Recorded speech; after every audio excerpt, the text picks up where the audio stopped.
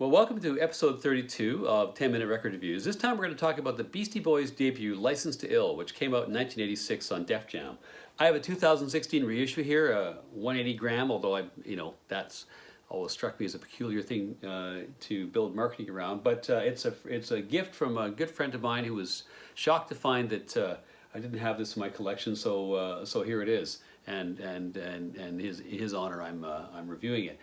So again, this is the Beastie Boys' debut album.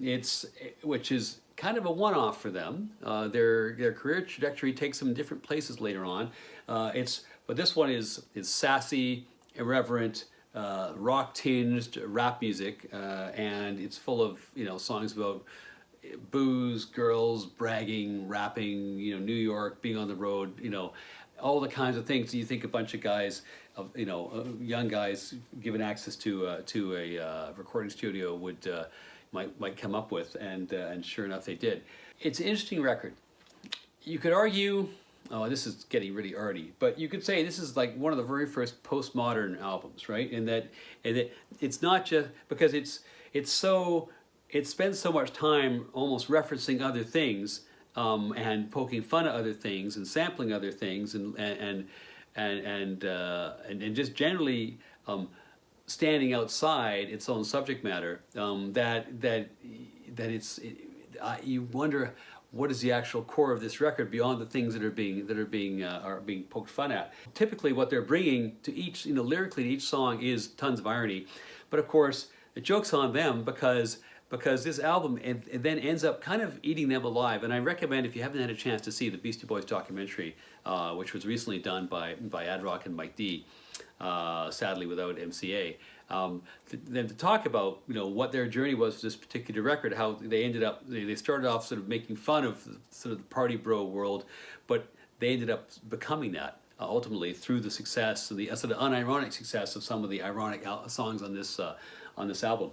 And they were too young and drunk basically to resist the kind of wave of success and where that took them following this album. They were young enough to be susceptible to basically being douchebags, because at that age, as they've said themselves, they were douchebags, right? So the original title for the album, in theory, was supposed to be "Don't Be a Faggot."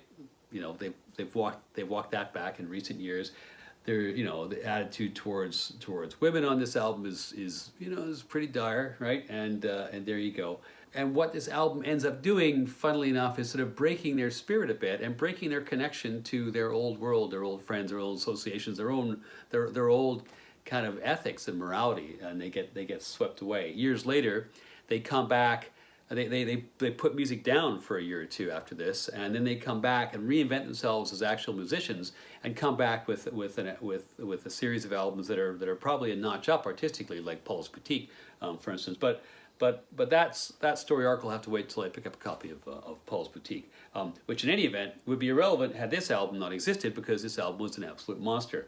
Things that I note listening to this again so many years after I used to have it on near constant rotation at one point was I really find that MCA of Ad Rock and Mike D and MCA, the three key pieces of the Beastie Boys, MCA really is the key voice here for me. He's as a contrast to the other two, more nasal, more cheeky singing of the other singers. Is kind of it's almost like Chuck D to Flavor Flav, the same kind of contrasting relationship. Ad Rock is really funny, but I don't know if I can listen to him for 45 minutes in a row. And even if it were Ad Rock and Mike D, I think you really need MCA all the way through this. The other thing I note is this album is really about Rick Rubin imposing himself on his artists, and Rick Rubin is not divides opinion. He's been associated with a lot of great records and a lot of great bands. He's not someone who's just going to sort of stand back and twiddle a few knobs and let the artist sort of determine how the sound's going to be. He imposes himself very much on every record he produces, and so much so here that I think you almost have to consider him part of the almost part of the group, because it's his comprehensive musical knowledge and all the samples which he brings, which by the way was a lot more challenging to do in 1986 pre-internet, because you actually needed the knowledge and the record collection as opposed to today, pulling this sort of stuff up. And also his connections, bringing in the guitarists from Slayer and all these other and the folks from Run DMC. Like he is as pivotal to this album and its content as any of the nominal members of the group are. So music starts with Rhymin' and Stealin', which has got, of course, you lose track at a certain point of all the samples on this record, but of course the two famous samples on here are from When the Levee Breaks, the drum beat from the Zeppelin, the closer of Zeppelin's fourth album, and the guitar riff from Sweet Leaf. And it's solid song. It's driven by frankly by the samples, but it's a great song.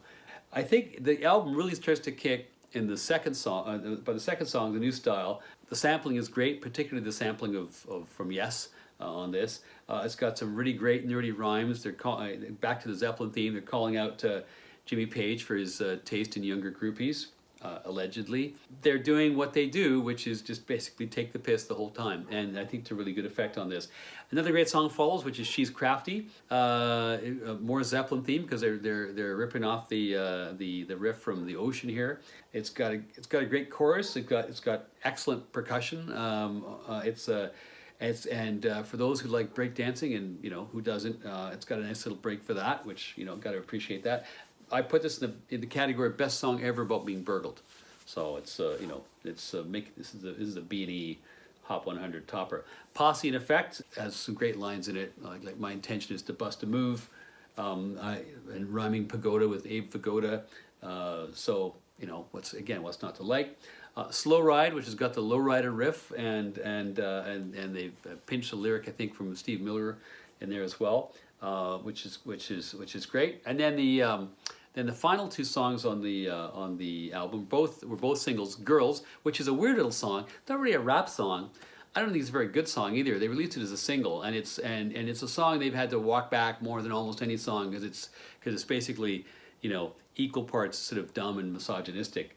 But there you go. And then of course the big mega monster hit, Fight for Your Right to Party. This is the one where they mock party bros, but the trouble is every party bro in North America, and I put myself in that category at the time, sadly, thought it was an awesome song, and if this song propels them to get this on near constant rotation on MTV, propels them to great heights, and they end up getting this is actually the people they're mocking in the video are the people who are in the crowd, and again this song and this album kind of eats the ethos of the band. I would say this song is no good until you're drunk, and then it's like the best song ever. So, and I can speak from experience. Side 2, great song, No Sleep Till Brooklyn. One of those great life on the road songs. The title's a reference to a Motorhead album, which can't be bad. It's also got some great guitar from the guitar player from Slayer, who as I mentioned, Ruben drafted in. Then another. Really kind of signature Beastie Boys tune, Paul Revere, which is a weird song. It's like a rap western, but it's also a sort of a faux history of how the Beasties actually got together. It was written with one of the members of Run DMC. Lyrically, I think it's the most interesting song on the whole album. Hold It Now Hit It, which is about Miller drinking and eating chicken. So there you have it.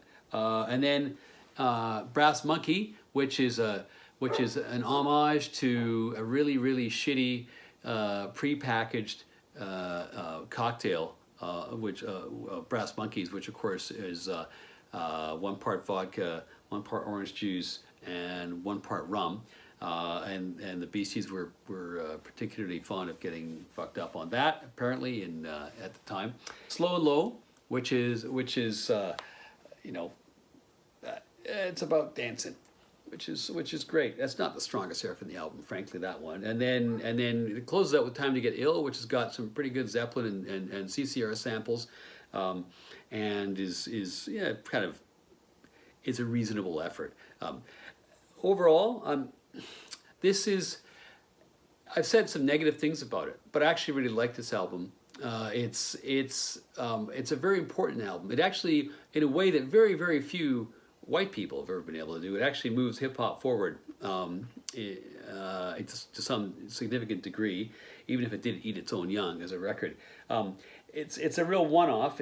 Nothing else the Beasties did was really like this. They reacted against it. Some of the stuff has aged well. Some of the stuff really has not aged well. But the great stuff is still great. And even though they've never sound like this again, I mean, just as a standalone record, it's a pretty significant achievement. It may seem funny to knock a Beastie Boys album for being, juvenile and tasteless, but they were capable of so much more, which they proved in a matter of years. And so I give this album 4 stars out of 5. Could do better, did do better, but still pretty good.